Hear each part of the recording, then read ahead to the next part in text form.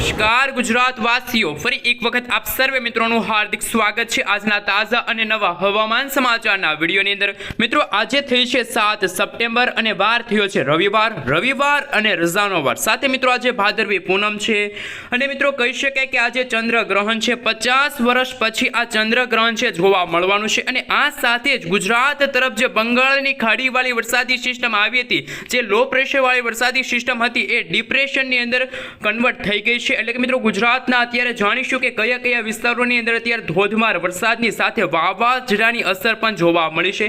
મિત્રો હાલ ગુજરાતમાં અતિ ભારે વરસાદના ભાગરૂપી ગુજરાત સરકાર પણ એલર્ટ મોડમાં આવી ગઈ છે। ગુજરાત સરકારે એનડીઆરએફ અને એસડીઆરએફની ટીમોને પણ તૈનાત કરી દીધી છે।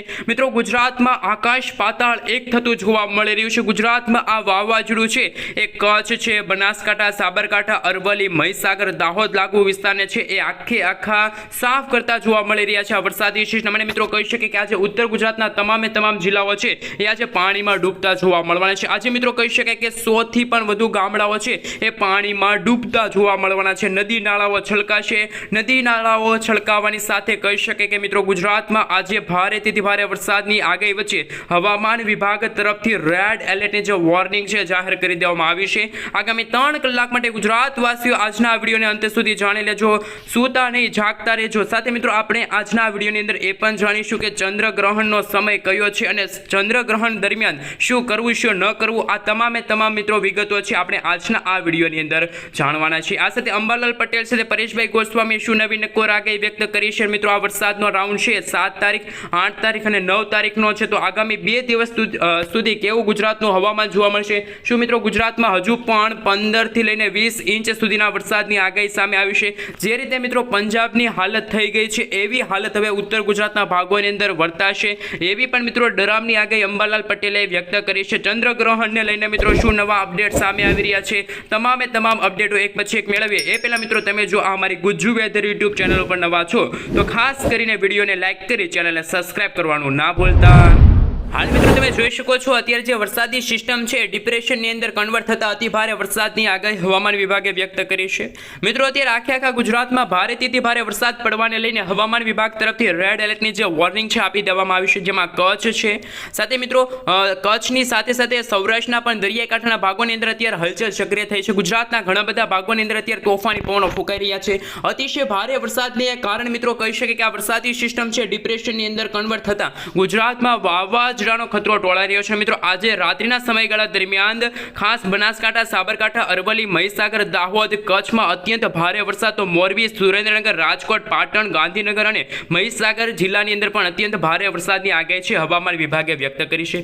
મિત્રો આજે રાત્રે 11:30 ના સમયગાળા દરમિયાન કેવું ગુજરાતનું હવામાન રહેશે? બિસ્તરા પોટલા બાંધીને ગુજરાતવાસીઓ તૈયાર રહેજો, કારણ કે ફરી એકવાર ગુજરાતમાં પૂરની શક્યતા જોવા મળી છે। ગુજરાતના અનેક ગામડાઓ આજે પાણીમાં ડૂબતા જોવા મળવાના છે, અનેક મકાનો પણ પાણીમાં ડૂબતા જોવા મળવાના છે, ગાડીઓ પાણીમાં તણાતી જોવા મળવાની છે। ગુજરાતમાં રીતસરનું મેઘ તાંડવ શરૂ થયું છે। મિત્રો આ ચોમાસું કેવું છે એમને લઈને અંબાલાલ પટેલે પોતાની એક ખૂંખાર આગાહી વ્યક્ત કરી છે। આમ તો મિત્રો ગુજરાતના અત્યારે ઉત્તર ગુજરાતના તમામ જિલ્લાઓની અંદર અત્યારે ભારેથી ભારે વરસાદ પડવાને લઈને પણ હવામાન વિભાગ તરફથી રેડ અને ઓરેન્જ એલર્ટની જે વોર્નિંગ છે આપી દેવામાં આવી છે, જેમાં ખાસ સિસ્ટમનો ઘેરાવો છે મિત્રો ગુજરાત ઉપર આવ્યો છે અને સિસ્ટમ ડિપ્રેશનની અંદર પરિસ્થિતિમાં છે, એટલે કે અતિ ભારે વરસાદની શક્યતા છે। ત્યારે ગુજરાતના ઉત્તર ગુજરાત, કચ્છ, બનાસકાંઠા, સાબરકાંઠા, અરવલ્લી લાગુના વિસ્તારની અંદર છે એ અત્યારે ધોધમાર વરસાદની સંભાવના છે જોવા મળી રહી છે।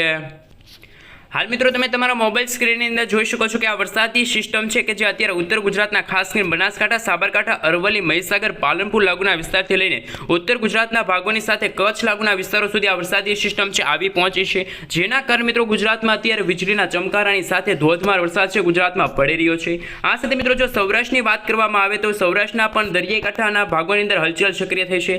હવામાન વિભાગ તરફથી અત્યારે મિત્રો LC 3 નંબરનું જે સિગ્નલ છે જાહેર કરી દેવામાં આવ્યું છે અને એનડીઆરએફની 12 ટીમો અને એસડીઆરએફની 20 ટીમોને છે એ પણ મિત્રો તૈનાત કરી દેવામાં આવી છે। એટલે કે મિત્રો ગુજરાતમાં હવે જે રીતે પંજાબની હાલત થઈ છે, પંજાબમાં છેલ્લા 5 થી 6 દિવસથી જે રીતની મિત્રો પૂરની જે શક્યતા હતી અને પૂરની જે પરિસ્થિતિનું નિર્માણ થયું છે એવી પરિસ્થિતિનું ગુજરાતમાં પણ નિર્માણ થઈ શકે છે। જ્યારે પરેશભાઈ ગોસ્વામીએ પોતાની આગાહી વ્યક્ત કરી છે। પરેશ ગોસ્વામીનું કહેવું છે કે હજુ પણ મિત્રો ગુજરાતમાં વરસાદનો રાઉન્ડ છે એ 9 સપ્ટેમ્બર સુધી ચાલુ રહેશે, પરંતુ હજુ પણ મિત્રો બંગાળની ખાડીમાં ઉપરી નવી વરસાદી સિસ્ટમ છે બનવા જઈ રહી છે. એટલે કે મિત્રો લો પ્રેશરવાળી વરસાદી સિસ્ટમ છે એ હજુ પણ બંગાળની ખાડીમાં બનશે અને બંગાળની ખાડીમાંથી એ વરસાદી સિસ્ટમ લો પ્રેશરમાંથી જ્યારે વેલમાર્ક લો પ્રેશરના એરિયામાં આવશે ફરી એ વરસાદી સિસ્ટમ છે ગુજરાત નજીક આવતા ડિપ્રેશનની અંદર પરિવર્તિત થઈ શકે છે. તો ગુજરાતમાં મિત્રો નવરાત્રિના સમયગાળા દરમિયાન પણ ફરી એકવાર વાવાઝોડા સાથે વરસાદની શક્યતા છે જોવા મળશે. ગુજરાત આખું પાણીમાં ડૂબતું જોવા મળવાનું છે. ગુજરાતના કચ્છ હોય, સૌરાષ્ટ્ર હોય, મધ્ય ગુજરાત, પૂર્વ ગુજરાત, પશ્ચિમ ગુજરાત,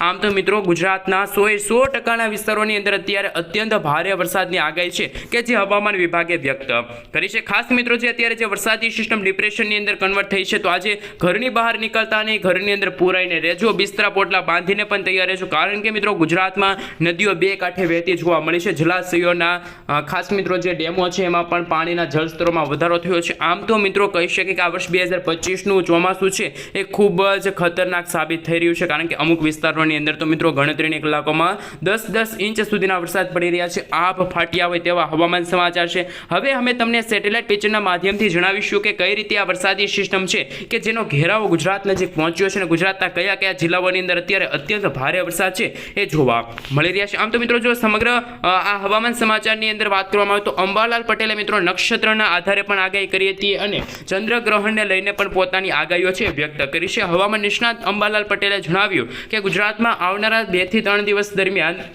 ગુજરાતમાં નવું નક્ષત્ર શરૂ થવા જઈ રહ્યું છે અને ઘેલી ચિત્રા નક્ષત્રની શરૂઆત હાથીના વાહન સાથે થશે અને જ્યારે હાથી પોતાની પૂંછડી ફેરવશે ત્યારે ગુજરાતમાં ફરી એકવાર વીજળીના ચમકારા, કડાકા ભડાકા, થંડરસ્ટોર્મ એક્ટિવિટીના ભાગરૂપે ભારેથી ભારે વરસાદની સંભાવના જોવા મળી છે. અત્યારે ભલે મિત્રો સૌરાષ્ટ્રના દરિયાકાંઠાના ભાગોમાં ભારેથી ભારે વરસાદની સંભાવના નથી કે પછી ત્યાં રેડ, ઓરેન્જ કે પછી યલો એલર્ટની જે વોર્નિંગ નથી આપવામાં આવી, પરંતુ ઉત્તર ગુજરાતવાળી વરસાદી સિસ્ટમ જેમ સમયગાળો પસાર થતો જશે તેમ 8 તારીખના રોજ મિત્રો તમે જોઈ શકો છો શ્રાદ્ધ છે અને શ્રાદ્ધના દિવસે પણ ઉત્તર ગુજરાતના ભાગોની અંદર આ વરસાદી સિસ્ટમની અસરો જોવા મળશે. ખાસ કચ્છના ભાગોની અંદર આ વાવાઝોડાની અસર પણ વર્તાતી જોવા મળવાની છે. પરંતુ મિત્રો 9 તારીખના રોજ આ વરસાદી સિસ્ટમનો જે ઘેરાવો છે એ કરાચી પાકિસ્તાન લાગુ તરફ પહોંચી જશે તો પાકિસ્તાનમાં ફરી એકવાર પૂરની પરિસ્થિતિનું નિર્માણ થશે. એટલે કે મિત્રો ગુજરાતમાં ફરી 20 થી લઈને 25 ઇંચ સુધીના વરસાદ છે કે હવે ગણતરીની કલાકોમાં જોવા મળશે.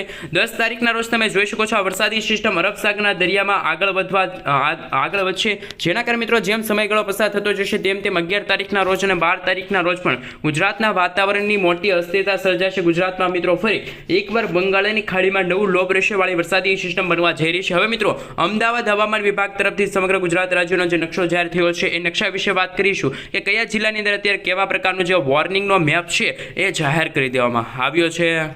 હાલ મિત્રો તમે જોઈ શકો છો અત્યારે અમદાવાદ હવામાન વિભાગ તરફથી અત્યારે કચ્છ છે, આ સાથે બનાસકાંઠા, સાબરકાંઠા, અરવલ્લી, મહીસાગર, દાહોદ લાગુના વિસ્તારમાં અત્યંત ભારે વરસાદ પડવાને લઈને રેડ એલર્ટની જે વોર્નિંગ આપી દેવામાં આવી છે. પરંતુ અત્યારે સૌરાષ્ટ્રના ભાગોમાં વરસાદની જે માત્રા છે એમાં ઘટાડો થયો છે, જેમાં ખાસ ભાવનગર, અમરેલી, ગીર સોમનાથ લાગુના વિસ્તારમાં વરસાદ જોવા નહીં મળે.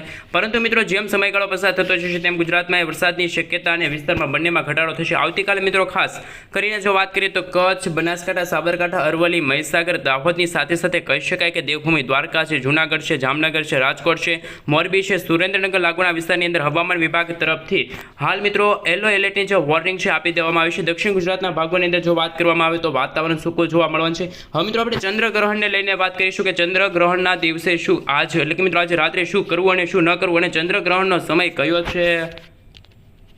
તો મિત્રો હાલ ચંદ્રગ્રહણ છે એ ક્યારે લાગશે અને સૂતકમાં શું કરવું અને શું ન કરવું તો એમના વિશે મિત્રો જો વાત કરવામાં આવે તો અહીંયા તમે જોઈ શકો છો ખાસ વાત રહી કે ચંદ્રગ્રહણનો સમય મિત્રો કયો છે. તો ચંદ્રગ્રહણનો પ્રારંભ છે મિત્રો આજે રાત્રે 9:58 છે એ ચંદ્રગ્રહણ શરૂ થશે અને 8 સપ્ટેમ્બરની મધરાત્રે એટલે કે મિત્રો 1:26 છે ચંદ્રગ્રહણ પૂરું થશે.